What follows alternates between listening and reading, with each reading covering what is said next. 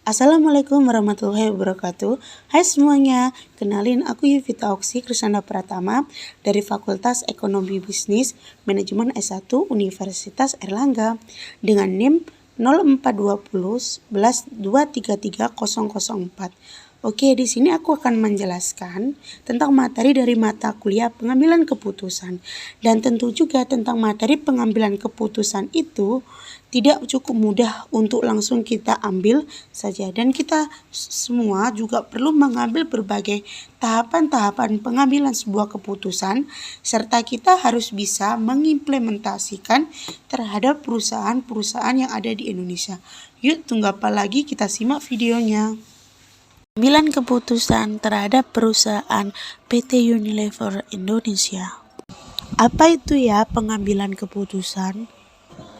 Pengambilan keputusan adalah suatu proses yang menghasilkan sejumlah tindakan atau keyakinan dari beberapa kemungkinan tanpa proses. Pengambilan keputusan mungkin sulit bagi perorangan dan terlebih lagi dalam sebuah tim. Analisis yang terlalu mendalam tentang tujuan alternatif yang ditawarkan dapat mengakibatkan membludaknya informasi dan melupakan proses pengambilan sebuah keputusan.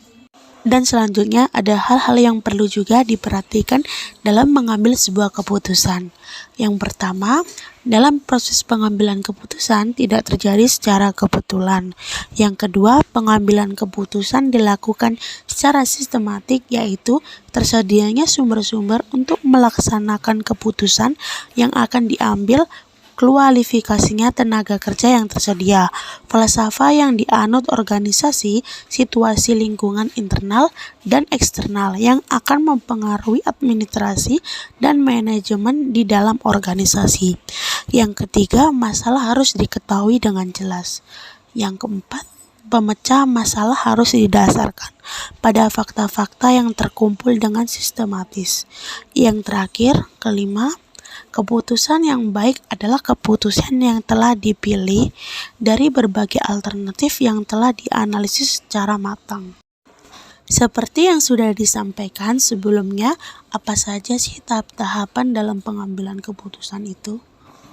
Dalam pengambilan keputusan ada 8 tahap-tahapan dalam pengambilan keputusan, yaitu yang pertama, identifikasi masalah, kedua, identifikasi kriteria putusan, yang ketiga, alokasi bobot, keempat, mengembangkan alternatif, kelima, analisis alternatif, yang keenam, memilih alternatif. Selanjutnya di sini ada implementasi alternatif, yang terakhir, evaluasi sebuah keputusan. Contoh implementasi proses pengambilan keputusan pada suatu perusahaan. Di sini saya mencoba untuk menganalisis tahapan pengambilan keputusan pada kasus PT Unilever Indonesia, lantas bagaimana tahapan pengambilan keputusannya. Berikutnya penjelasan terkait company profile dari PT Unilever Indonesia Tbk. Latar belakang pengambilan keputusan. PT Unilever merupakan sebuah perusahaan yang memproduksi barang-barang kebutuhan pribadi dan rumah tangga selama puluhan tahun. Berawal dari 2 perusahaan kecil yang ada di Inggris dan di Belanda yang kemudian bergabung menjadi satu. Saat ini Unilever dikenal sebagai sebuah perusahaan multinasional yang beroperasi di seluruh dunia.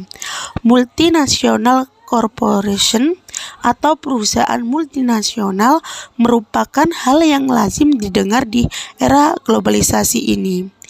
MNC adalah suatu perusahaan yang beraktivitas di luar negara asal home country, dengan saham yang dimiliki oleh beberapa negara dan aktivitas berada pada negara tujuan.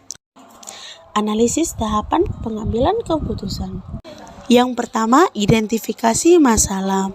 PT Unilever merupakan suatu perusahaan yang berhasil eksis selama 80 tahun, sudah sangat erat hubungannya dengan masyarakat Indonesia.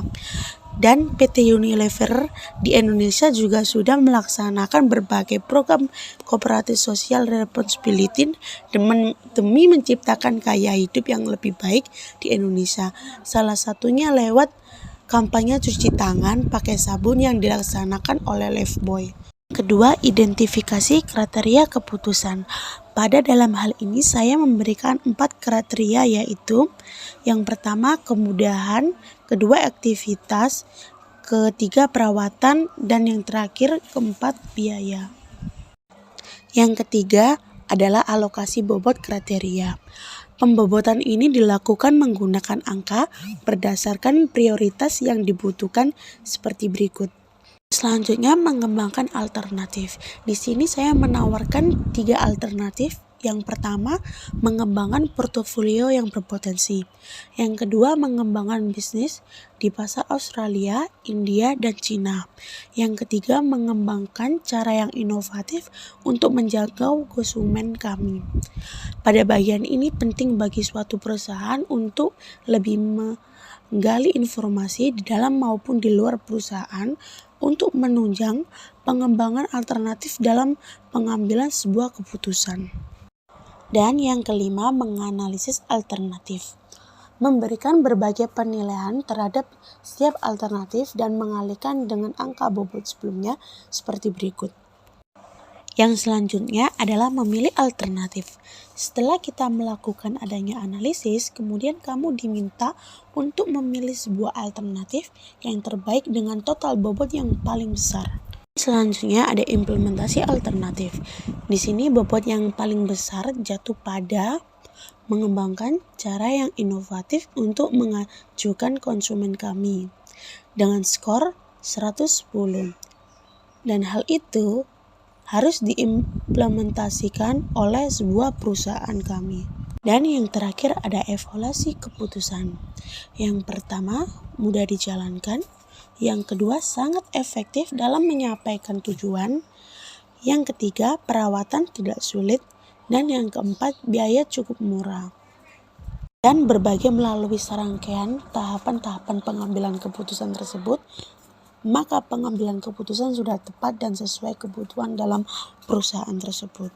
Sekarang kita mengerti apa itu pengambilan keputusan dan serta bagaimana mengimplementasi 8 tahap pengambilan keputusan yang baik dengan menggunakan kasus PT Unilever Indonesia Tbk sebagai contoh perusahaan kami.